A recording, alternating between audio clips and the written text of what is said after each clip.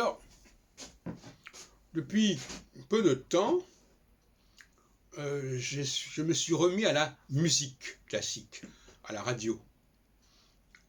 Et ce qui est intéressant, c'est quand on cherche une chaîne de musique. En réalité, il n'y en a que deux à ma connaissance, c'est à Paris, enfin, Radio Classique et France Musique.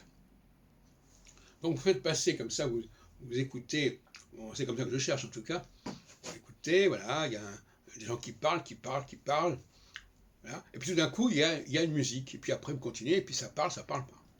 Donc vous avez deux tonalités différentes sur la radio. La plupart des cas, eh bien, on entend quelqu'un qui raconte quelque chose, alors il parle en français ou en d'autres langues, etc. Et puis il y a ces deux oasis que sont les chaînes musicales classiques. Et on peut dire que ces oasis, ça apporte une sorte de fraîcheur. Et à un moment donné, à force de fréquenter les chaînes musicales, on a de plus en plus de mal à supporter les chaînes de radio, d'information, voilà, France Info, et BFM TV, etc. Parce que, quelque part, ça ne nous apporte pas la même chose que les chaînes musicales.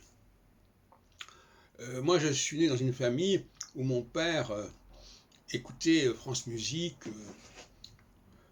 le soir, comme ça. Moi-même, je me suis mis aussi à acheter énormément. J'ai commencé à créer une véritable discothèque.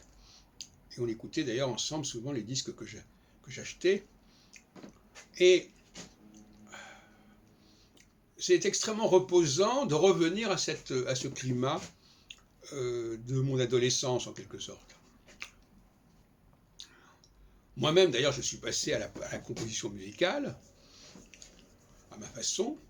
J'ai produit, je sais pas, plusieurs centaines de pièces, de petites pièces, pour piano, improvisées, qu'on peut trouver sur Internet, notamment sur une chaîne que j'ai créée qui s'appelait Muse Improvision, Muse Improvision, un jeu de mots. Et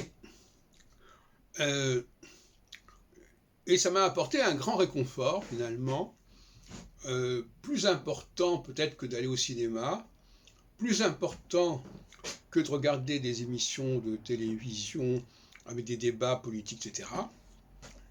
Et évidemment, je crois que pour en profiter pleinement, il faut déjà avoir un bagage, avoir une certaine culture de mélomane.